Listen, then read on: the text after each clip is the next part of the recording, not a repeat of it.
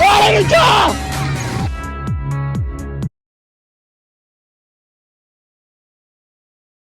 Salut les gâtés, aujourd'hui on se retrouve pour la vidéo débrief de 2025. Comment s'est déroulée l'année, comment on a optimisé ça, comment on a organisé cette année 2025 qui se termine. J'ai plus de dossard en 2025, en tout cas pas compétitif. On va partir sur un format différent d'habitude, aussi peut-être parler des prochains objectifs. Je vous laisse avec la routine de la semaine, avec ce que j'ai pu faire cette semaine en termes d'entraînement. Soyez indulgents, j'en ai pas fait énormément. C'est la reprise, c'est normal, on est qu'à la 3e semaine de reprise. On se retrouve juste après, allez!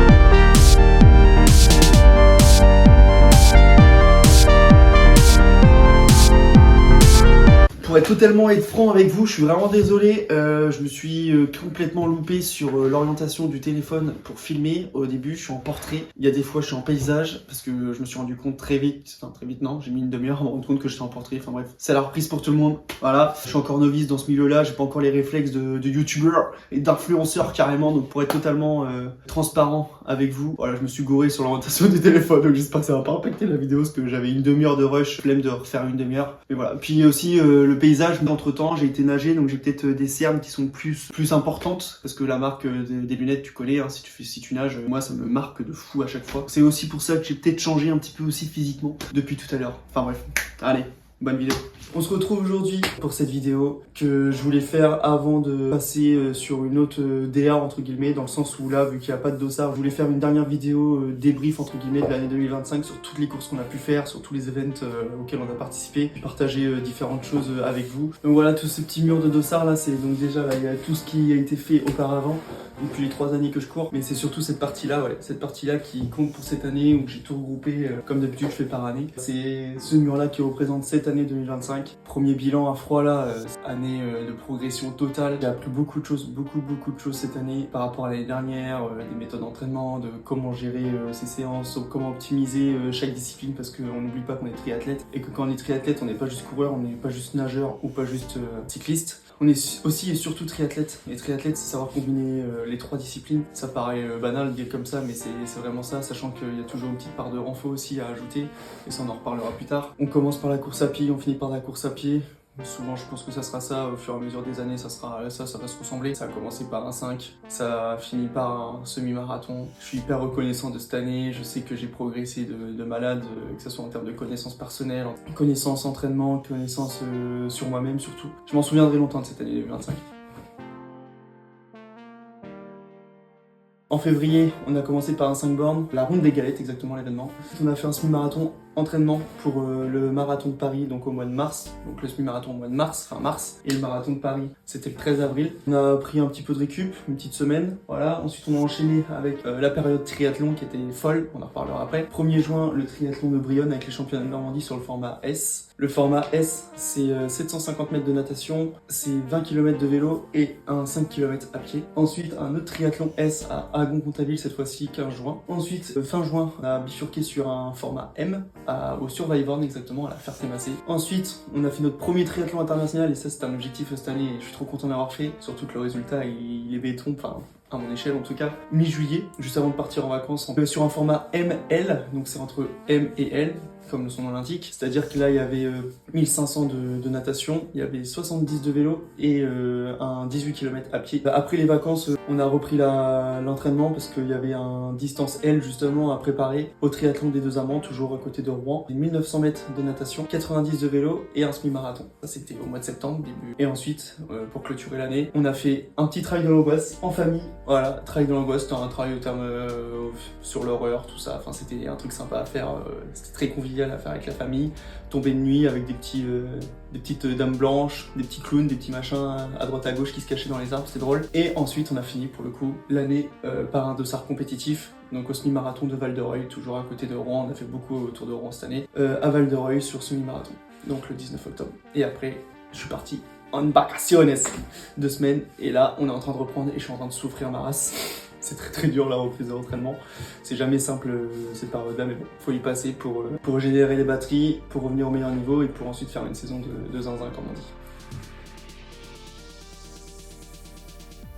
Qu'est-ce que j'ai appris en cette année 2025 ? Déjà, toute première chose qui m'est venue direct à l'esprit, c'est le partage. Pourquoi le partage ? Comme ça paraît banal, mais sur toutes mes courses, j'ai eu quelqu'un avec moi. Sur toutes mes courses, j'ai eu du monde qui m'a suivi, j'ai eu des personnes avec qui j'ai fait ces courses-là aussi, notamment à la ronde des galettes, donc on a fait avec mes meilleurs amis. Ensuite, le semi-marathon, entraînement pour le marathon de Paris à Bayeux, le sanglier, vous le connaissez sur la chaîne, qui est venu m'encourager. J'avais mes parents, j'avais la belle famille qui est sur place aussi, donc incroyable de pouvoir vivre ça avec tout le monde. Et ensuite, surtout, le marathon de Paris, c'était dingue parce que là, pour le coup, j'avais cousin, un pote, mes parents, la Famax, la marraine, enfin bref, c'était un truc de dingue de pouvoir partager ça avec tout le monde. Et ensuite, sur la période triathlon, j'ai pu partager le premier triathlon de mon super pote d'enfance. Et ensuite, à Goncontarville, je vous laisserai aller voir dans mon réel sur Instagram. Mais truc de zinzin, là pour le coup j'avais un fan club, c'est même plus des supporters, c'était un fan club, j'avais au moins 20 personnes pour moi, c'est juste fou, enfin, genre à Goncontarville c'est à 1h de chez moi, j'avais 20 personnes pour moi, non mais même si le cadre est prête, enfin c'est dingue, puis j'ai eu des photos de fous faites par le beau-frère, enfin c'est... Bref, non c'était un event de zinzin, j'avais trop envie de trop bien faire parce que il y avait tout le monde quoi, donc voilà, ça c'était fou de partager ça avec tout le monde. Et sur toutes les cours j'avais du monde, un truc de fou, d'avoir pu réussir à réunir ma famille, d'avoir réussi à réunir toutes les personnes en qui je tiens et pour tous ces événements-là parce que avant tout le triathlon et même en soi la course à pied, la discipline dont je viens de base, mais on dit souvent que c'est un sport individuel, mais moi j'ai toujours cru au fait que c'était vraiment un sport collectif dans le sens où ok on a nos performances individuelles mais sans le collectif autour, il n'y a pas de performance individuelle parce qu'il faut optimiser toutes ces choses-là. Quand il y a les personnes qui sont sur le côté pour venir t'encourager, ça donne une force de fou, même si ça paraît banal pour les gens d'encourager, normal d'avoir du monde derrière toi qui crie ton nom, qui t'encourage ou même juste de les voir, ça donne une force de fou et inconsciemment on accélère, on se rend pas compte mais on accélère. J'ai vraiment eu une très grande chance d'avoir toutes ces personnes autour de moi qui me suivent à fond dans mon quotidien et qui comprennent aussi pourquoi je fais ça et pourquoi je me donne autant, parce que oui, c'est pas tous les jours non plus simple, hein. Il y a des fois des entraînements où t'es obligé de switcher quelque chose, t'es obligé de tout optimiser pour bien faire les entraînements et être performant le jour J, donc c'est pas toujours simple à bien manœuvrer, à bien tout équilibrer. Mais bon, c'est un défi, je le veux bien, et puis voilà, si on veut arriver aux objectifs à long terme que j'ai en tête, on n'a pas le choix de passer par là, c'est des étapes, c'est un processus à suivre, il faut bien y passer pour pouvoir performer plus tard. Toutes ces émotions-là, c'est tellement plus beau de vivre ça à plusieurs plutôt que tout seul dans son coin. Ensuite, deuxième chose que j'ai pu comprendre cette année, c'est faire confiance au processus. Ça paraît hyper banal aussi. J'avoue que la période de juin-juillet, elle était très intéressante dans le sens où je savais pas si je m'entraînais bien. Petit homme, il est mort, j'ai un petit homme mort. Parce que j'enchaînais toutes les 2 semaines une course, même si c'était des formats assez courts, donc format S ou M, et puis on a fini par un format un peu plus long, donc le ML en Belgique. Je savais pas si je m'entraînais bien, je savais pas, j'avais peur de pas m'entraîner assez parce que je faisais beaucoup de basse intensité pour récupérer mes courses et je faisais très peu de qualité pour éviter de fatiguer mon corps. Donc quand je dis basse intensité, c'est plus des footings, c'est plus des séances plus tranquilles, faire du volume à basse intensité pour éviter de trop fatiguer son corps pour pouvoir accumuler un maximum de volume d'entraînement, ce qui compte énormément pour les longues distances notamment et pour performer dans le temps. Et je faisais juste 1 ou 2 séances de qualité par semaine, pas plus. Et donc je me disais non mais c'est pas en faisant une séance de qualité. Donc une séance de qualité, encore une fois, oui, c'est une séance plus rapide avec plus d'intensité où tu travailles des zones d'intensité pour justement évoluer et progresser au fur et à mesure du temps. Et je me suis rendu compte que la basse intensité, et c'est la troisième chose que j'ai compris du coup, c'est que la basse intensité, elle est clairement au-dessus de la haute intensité, dans le sens où plus tu es fort en basse intensité, plus tu fais de basse intensité, ou plus tu accumules ce volume d'entraînement à basse intensité, plus on devient fort, dans le temps en tout cas. Notamment comme là, pour revenir sur le marathon de Paris, j'ai fait beaucoup de basse intensité sur 6 séances, je courais 6 fois par semaine, j'avais une séance de tempo, une séance de seuil et une séance allure marathon. Et les 3 autres séances, du footing, que du footing, c'était du footing long, mais c'était que du footing. Et ces 3 séances-là, le tempo ici, c'était de l'allure au-dessus de l'allure marathon, donc ça veut dire que moi, mon allure marathon, c'était 4,13, je faisais de l'allure environ autour de 4,20, 20,25. La deuxième séance de qualité, c'était du seuil progressif, donc là, on allait chercher des zones d'intensité un peu plus fortes, sur des intervalles un peu plus courts que si je courais un marathon, mais qui étaient faits pour justement faire monter la forme et savoir permettre de courir vite sur ces séances-là me permettait ensuite sur les séances d'allure marathon à faire en sorte que cette allure marathon soit plus facile, dans le sens où si j'arrivais à passer une séance seuil plus une séance marathon dans la même semaine, ça voulait dire que l'allure marathon je la maîtrisais et que j'étais dans la bonne zone d'intensité pour le marathon. Ah, je dirais qu'en premier c'est le marathon de Paris. Je commence ma préparation, je reprends en mois de décembre après mon SMI à Deauville l'année dernière donc je reprends par un bloc de reprise pendant un mois au mois de décembre et j'enchaîne ensuite de janvier à avril en pensant matin, midi, soir et même pendant que je dormais j'en rêvais du marathon de Paris parce que je voulais, bref c'était un objectif en soi que je voulais faire. Le processus était dingue, j'ai pris vraiment du plaisir à faire cette préparation là. Attention, hein, c'est pas tous les jours simple, c'est pas parce que tu prends du plaisir en général que c'est toujours simple. J'ai fait beaucoup de séances sous la pluie, dans le vent. Ouais, je suis normand donc c'est normal, on se tape pas des temps de fou. Le vent, la pluie, tu finissais des séances, t'étais trempé, j'ai essoré mes fringues tellement c'était tellement il pleuvait, tellement il faisait un temps de dégueulasse. La discipline, le mental, la rigueur, toujours. On savait où on voulait aller, on savait ce qu'on voulait aller chercher, c'est ça qui m'animait. L'objectif il était de faire 3 heures. Donc voilà, j'ai fait 2h56, 56. C'était un événement où les émotions elles sont montées très rapidement, même pendant la course. Ouais, t'as toute la famille qui est là, puis je savais pas, ils ont fait des pancartes et tout. Enfin, tu vois, t'as ta grosse gueule là, sur les pancartes avec tes potes. C'était juste fou, en vrai marathon. Puis il y avait une ambiance incroyable, t'as l'impression d'être le cycliste à la fin du Tour de France sur les Champs-Élysées, tout le monde t'encourage et c'est hyper bienveillant. Puis j'ai eu de la chance dans le sens où j'ai eu un petit pacer qui s'est ramené sur 20 km, sur les 20 derniers kilomètres. Mon petit Abel, j'oublie pas. Sur la fin en fait, j'avais pas prévu de boire autant et j'avais plus d'eau donc il a été me remplir mes flasques, il faisait le relais entre le robinet, la flasque et tout. Enfin bref, il a fait du fractionné les frérot pour aller remplir mes flasques et pour que je sois bien hydraté, donc franchement incroyable. C'était une ambiance de fou, des émotions de zinzin avec les copains et la famille. Les marathons pareil, je conseille fortement, puis l'organisation est top. Un peu déçu du ravitaillement, mais en tout cas on a vécu des émotions de fou, donc c'est bien la principale. L'enchaînement de juin-juillet, première fois que j'enchaînais autant de courses en un laps de temps de 1 mois et demi. J'ai enchaîné 4 courses, donc 2 formats S, un format M et un format ML. Donc. Et toutes les 2 semaines j'avais une course.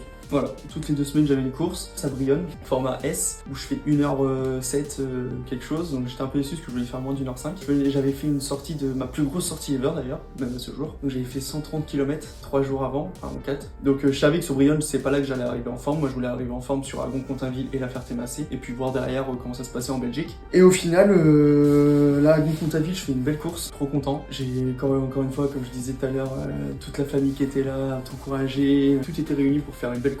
Ensuite, sur la Ferté-Massé, c'était plus difficile, bizarrement. Je me suis pas senti extrêmement bien, à part sur le vélo où j'étais bien. Là, j'ai fait la pire natation de ma vie à la Ferté-Massé dans le lac. Pire natation ever, après il n'y avait pas de combi, c'est peut-être ça aussi, je sais pas. Et ensuite, je me suis bien rattrapé sur le vélo. Et la cap, c'était dur parce qu'il y avait vraiment un beau mur, je crois que c'était vers le 3 ou 4e kilomètre, il y avait un vrai mur et ça m'a coupé les pattes. Donc bon, tant pis, c'est comme ça, ça fait partie du jeu. J'étais quand même très content de ma course. Et puis, dernier objectif où au début je le faisais plus pour plaisir et plus ça allait, plus je me sentais vraiment en forme. Et puis vu que je savais qu'après je partais en vacances, je savais que là je pouvais vraiment me donner, il n'y avait aucun problème pour tout donner. Et je fais 6ème de la course. C'est mon meilleur résultat ever en termes de classement, expérience de fou. C'était trop bien de faire une course à l'étranger. Enfin, puis même le cadre était vraiment super chouette. Course vraiment dure par contre sous la chaleur, une chaleur de fou. Et je l'ai payé d'ailleurs en course à pied où je fais vraiment j'ai jamais fini une course aussi éclatée, autant dans le cosmos. J'étais sur une autre planète. Clairement j'étais sur une autre planète. Ça va? Non. Ah. Ça va pas du tout. Je savais plus où je vivais, je savais plus où j'étais. C'est la première fois de ma vie que ça m'est arrivé et vraiment j'arrivais plus à marcher. J'ai mis une demi-heure à sortir de l'aire de ravitaillement. Enfin, même après quand je suis sorti, j'arrivais plus à marcher. Pour me relever, c'était une cata. J'avais envie de vomir. Je savais plus où j'étais. Ce jour-là, si j'étais tout seul, je sais pas comment j'aurais fait. Franchement, tellement où j'ai beaucoup appris, notamment sur la basse intensité. Où je pouvais pas faire non plus énormément de qualité dans le sens où le week-end, une fois sur deux, j'avais une course où il fallait que je me donne. Donc je faisais beaucoup de basse intensité, beaucoup de volume. Et souvent ce que je faisais, c'est que après l'objectif, je faisais genre 3 jours de récup active, que de la basse intensité. Après je faisais 3 jours où je tapais un peu dedans, je faisais pas du double seuil, vélo course à pied, mais ça ressemblait un peu à ça. Et je faisais beaucoup de qualité. Et par contre, la semaine qui arrivait avant l'objectif, je faisais encore 2 jours du lundi au mardi, 2 bonnes séances. Et par contre, après, je faisais récup active encore une fois, jusqu'à l'objectif. Ça a plutôt bien marché, donc je suis content, j'ai bien réagi à ce genre de programmation-là. Pourquoi pas refaire l'année prochaine, on verra bien.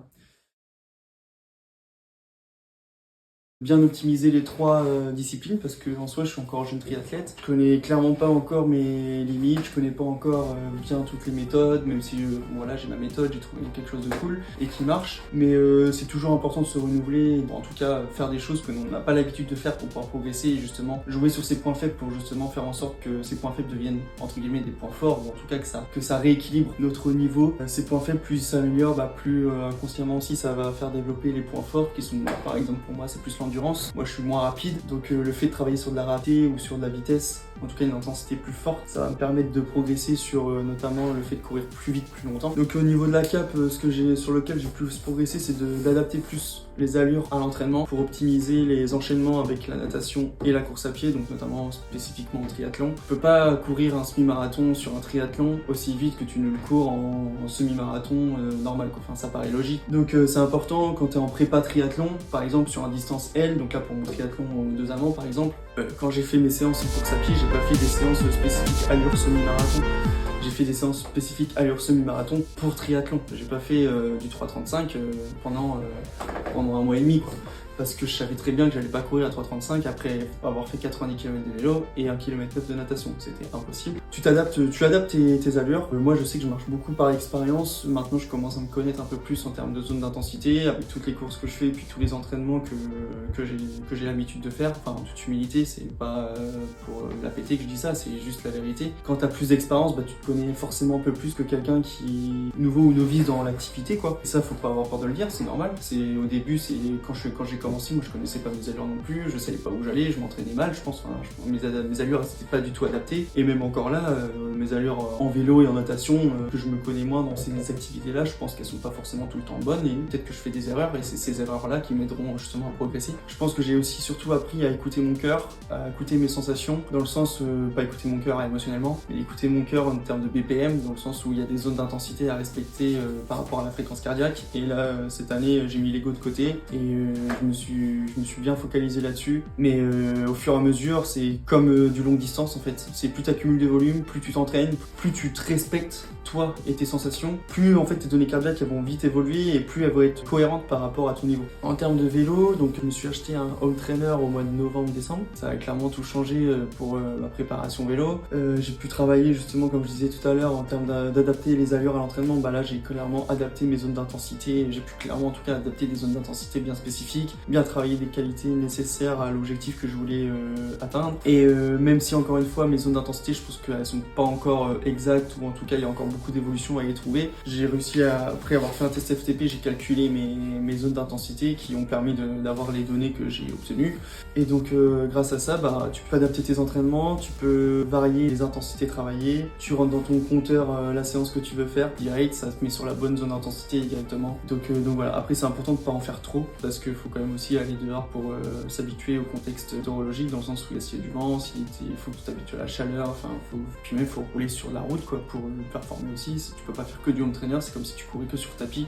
C'est la même chose. Donc voilà. Ensuite en natation, ce qui a plus changé dans ma manière de m'entraîner, c'est la régularité, le volume et la constance. faut le faire sur le long terme, quoi. Faut pas le faire sur 2-3 semaines et après tu vas plus pendant 2 semaines. Non, là tu progresseras pas. La natation, si tu veux vraiment progresser, c'est ce que j'ai appris cette année, c'est vraiment être régulier, y aller 2 à 3 fois par semaine minimum. Enfin, minimum, en tout cas moi c'est le minimum que je me pose pour un minimum progresser, entre guillemets. Et puis par rapport à nos possibilités du quotidien, c'est pas facile non plus de trouver ces temps-là pour y aller. Mais si on peut le faire, faut le faire parce que c'est ce qui va payer le plus. Après, il y a la technique, il y a les zones d'intensité, etc. Mais déjà, dans un premier temps, la natation, et c'est ce qui a le plus changé dans ma manière de m'entraîner, c'est la constance, la régularité et le volume d'entraînement. Où petit à petit, ça évolue, ça augmente. J'avais tendance aussi à faire des périodes un peu plus de cool-down en natation, mais en fait, je me suis rendu compte que quand je faisais des cool-down de natation, j'avais plus du tout de sensation. Même si je nageais autant en termes de séances, que je faisais moins de volume d'entraînement, moins de volume en termes de kilomètres à la semaine, et bah, je régressais. Et c'est ça que j'ai appris aussi cette année, c'est que, en tout cas pour moi, limite, il ne faut pas de moment de cool-down. Quand je fais la cool-down en course à pied ou en vélo, faut vraiment pas que j'arrête en termes de natation parce que sinon je perds tout de suite du niveau. Et souvent pour la natation, du coup, quand j'arrive à un objectif, je baisse le volume à partir de la dernière semaine ou à la fin quand il reste 10 jours avant l'objectif. Là je commence à le baisser un petit peu mais pas avant parce que sinon je perds énormément de niveau. Et voilà, c'est ce que j'ai appris pour moi en tout cas cette année. Pour la natation, c'est la constance, la régularité et le volume d'entraînement qui est hyper important.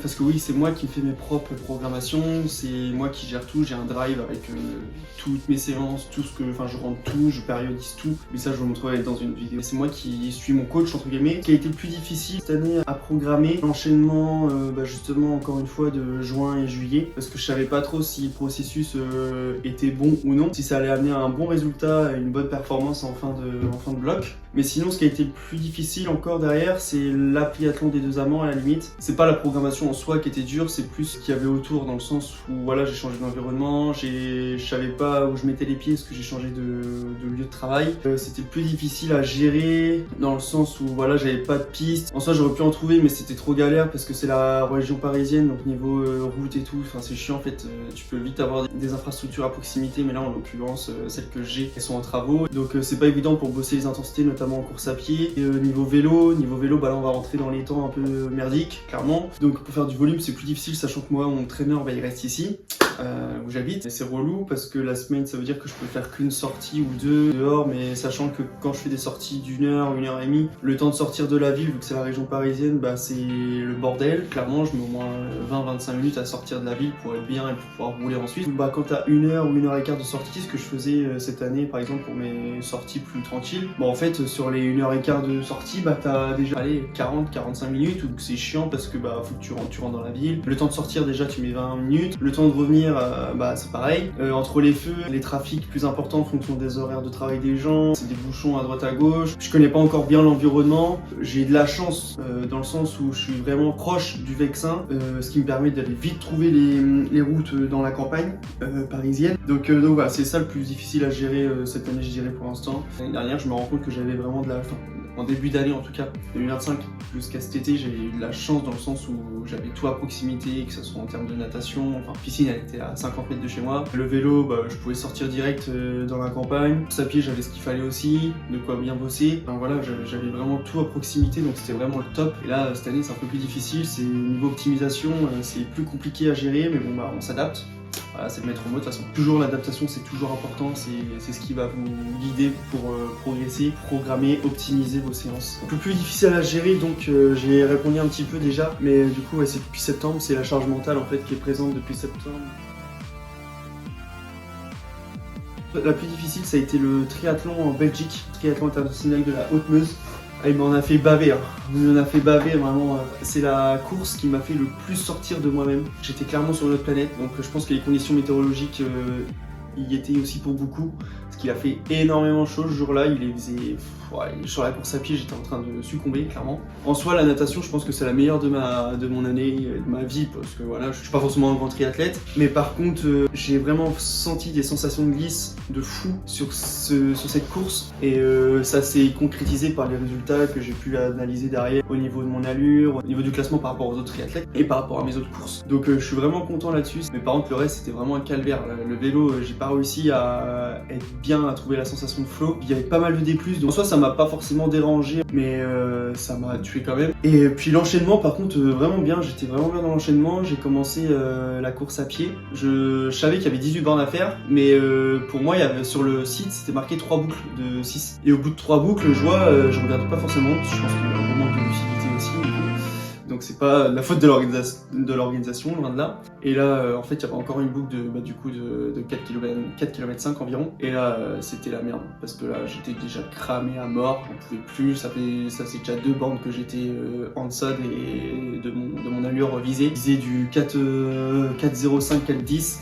Au final, je crois que je fais du 4,13 au kilomètre sur cette course-là, en course à pied. Mais à la fin de la course, j'étais en 4,30, j'en pouvais plus, j'avançais plus, j'étais livide, vraiment, c'était waouh. C'est vraiment la course la plus difficile que j'ai faite cette année. Enfin, franchement, c'était vraiment super dur. J'étais pas du tout en gestion, clairement. À part la natation, là, j'étais vraiment bien, mais du recul maintenant, je pense que j'aurais dû gérer plus mon effort parce que ça m'a coûté cher sur la cape derrière, même si la cape au début, j'avais le feu follet. Je commence à 3,35, je crois, la course à pied. Le premier kilomètre, c'est pas possible de commencer à 3,35 sur un 18 bornes en course à pied, en triathlon, quoi.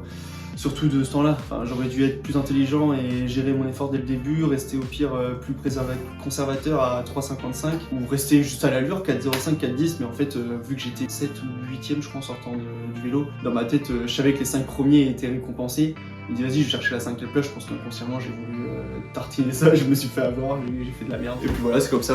Après j'ai quand même été chercher la 6ème place, mais waouh, non moins sans mal. Hein. L'après-course pendant une demi-heure, 1 heure, j'étais complètement cramé, j'étais plus dans le même moment. C'était effrayant, franchement j'étais vraiment effrayant. Mais bon, c'était une super course, ça reste un super souvenir, et je suis quand même super fier de cette perf-là. Enfin, franchement j'étais vraiment content, ça reste encore une fois mon plus beau classement. Le marathon de Paris, sans hésiter, il n'y a qu'à voir la courbe de l'allure. Je suis de A à Z, je suis entre 4,07 et 4,13 je crois. Et mon kilomètre le plus rapide, c'est le dernier kilomètre, je suis à 4,0 je crois, ou un petit peu moins même. Pourtant le premier semi c'était vraiment dur. Le premier semi, je me rappelle, j'étais pas dedans, il y avait mon pote Noah qui était là, qui m'a suivi sur plusieurs kilomètres, entre des arrêts de métro, enfin même tout le monde en soi, mais je veux dire j'ai plus vu Noah que les autres, donc il a pu suivre l'évolution du premier semi. Et vu qu'il a couru 1 ou 2 kilomètres avec moi à un moment donné, avec mon pote Thomas au téléphone en visio, je me rappelle, je disais non, je suis pas au top, je suis pas au mieux, ça va, mais je suis pas au mieux, les sensations sont pas folles, mais ça allait, enfin c'était bizarre comme sensation. Et je sentais que pour moi j'allais succomber au 35-40e quoi. J'y croyais pas. Franchement au semi j'y croyais pas que j'allais finir en moins de 3 heures. Et en fait au fur et à mesure donc les kilomètres passent. À partir du semi j'ai eu mon pote donc Abelito qui a couru avec moi. Au fur et à mesure des kilomètres je vois vite le 30e kilomètre et je sais pas ce qui se passe dans ma tête, mais vu que le 30e tout le monde en parle comme le mur et tout, en fait dans ma tête j'ai eu un élan d'adrénaline, hein. Il pouvait rien m'arriver et je crois que je l'ai même dit à haute voix, j'ai dit c'est 30e le mur, je l'attends, enfin je me suis motivé comme je pouvais, hein, on se motive comme on peut. En fait j'ai tué ça, enfin à partir du 30e il pouvait rien m'arriver. J'ai même crampé à un moment donné, mais du bras, parce que je faisais le con, j'essayais de faire sauter les fous, enfin je sais pas ce que je voulais faire, mais j'essayais d'enflammer un peu la foule et je crampais plus du bras que des jambes. Donc pour vous dire, à partir du 30e, je sais pas, j'étais dans un autre monde et contrairement au triathlon de la Belgique, là par contre j'étais une fire, il pouvait rien m'arriver. Mental Shonen, j'étais parti pour faire quelque chose de grand pour moi, en tout cas. Je suis trop fier de cette course, hein. Je pense que c'est la course dans laquelle je suis le plus fier cette année. Allez pas jusqu'au bout. Allez force. Allez pas jusqu'au bout. Allez Lucas.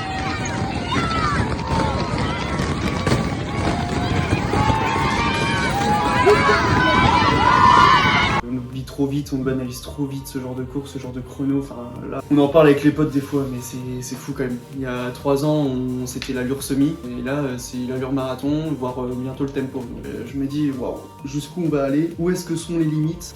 Ça donne trop envie, ça donne la dalle d'aller encore plus loin tout le temps. Et puis voilà. Qu'est-ce qui nous attend en 2026? Il y a déjà des dossards qui sont achetés, qui sont pris. Il y a déjà un semblant de programmation, en tout cas une trame à suivre au niveau méthodique. Toutes les séances ne sont pas faites bien sûr, et en soi cette trame elle peut encore changer en fonction de ce qui se passe dans l'année, parce qu'on ne sait pas comment ça peut évoluer. En tout cas ce qui est sûr en termes d'objectifs perso, faire plus de renfo. Parce que l'année dernière j'ai pu en faire en début de prépa, en décembre 2024 donc, quand j'ai repris après la récup.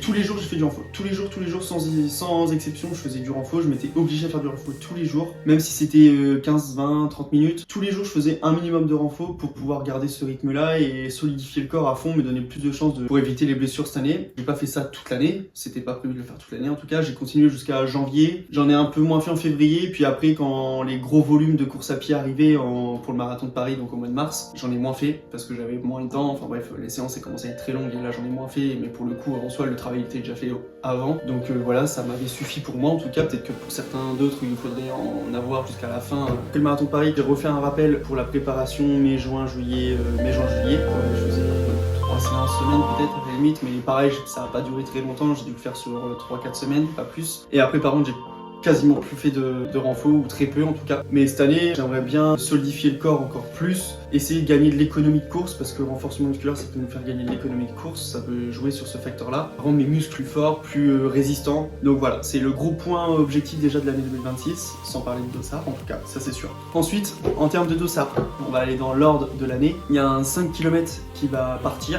Donc le 5 km de Bayeux, ce sera en mars, fin mars. C'est pas forcément un 5 km facile, j'ai fait le repérage. Loin d'être simple, il y a quelques relances, il y a du pavé, il y a de la montée, il y a de la descente, enfin il n'y a pas beaucoup de plats entre guillemets, il n'y a pas beaucoup de plats.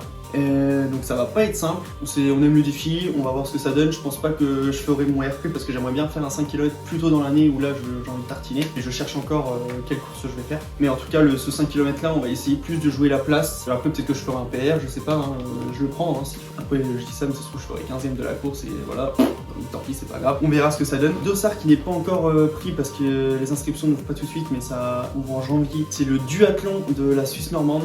Donc ça c'est chez moi, c'est voilà, c'est ma ville, c'est mon enfance, c'est tout, c'est mon adolescence. Enfin bref, c'est là où j'ai passé les 20 premières années de ma vie, même les 23 premières années de ma vie. Donc celui-ci me tient à cœur parce que déjà ça sera mon premier duathlon. Personnellement c'est grave important parce que ça fait longtemps que je veux le faire. Depuis que je fais de la course à pied, j'ai envie de le faire. Donc, avant même l'idée du triathlon. Mais j'ai jamais eu l'occasion parce qu'à chaque fois il y a seulement des événements course à pied qui étaient présents le même jour, le même week-end, enfin bref, c'était impossible. Et là cette année je dis non, cette année c'est bon, il est pour moi ce duathlon là, j'y vais. Donc on verra ce que ça donne, ce sera mon premier, une belle expérience, puis il y aura toute la famille, je pense, j'imagine, tout le monde habite dans le coin. Donc là il y a zéro excuse, je vous attends au tournant, le fan club, au moins 20-25 personnes, ça peut être incroyable. Ensuite il y aura un 10 km qui va partir, pareil, j'ai pas encore la date, j'ai pas encore le lieu, mais pourquoi pas arriver au niveau du mai-juin. Normalement c'est juin, parce que après juin, je vais plus partir sur du longue distance. L'idée là c'est de faire une préparation hivernale, retrouver le fond, donc la reprise, voilà. Ensuite partir sur de la vitesse jusqu'à début juin. Ensuite à partir de juin, partir sur du long, faire plus de longue distance. Et notamment j'ai un premier triathlon M, enfin distance olympique à Deauville. Le dossard il est pris distance olympique, donc je répète 1500 de natation, 40 de vélo et 10 à pied. Celui-là j'ai envie de performer et je pense qu'il y aura un triathlon S qui arrivera avant, mais je sais pas encore lequel, donc je dis pas. Et par contre ce qui est sûr c'est que j'ai un autre triathlon aussi en août, sachant que j'attends un triathlon en juillet il y a censé une date qui est censée arriver, c'est pas encore officiel. C'est un triathlon qui aurait lieu le 12 juillet et si ce triathlon a lieu le 12 juillet je m'y inscris direct parce que derrière j'y aurai un gros objectif et celui-ci par contre je voudrais vraiment pas le louper, donc j'en parlerai plus tard quand ça sera officiel si jamais ça tombe. Et bref, après du coup en août c'est un autre triathlon, un autre beau défi où là ça dépasse le longue distance, mais c'est pas juste un Ironman, c'est le triathlon de l'Alpe d'Huez. Donc ça c'est le 5 et 6 août. C'est un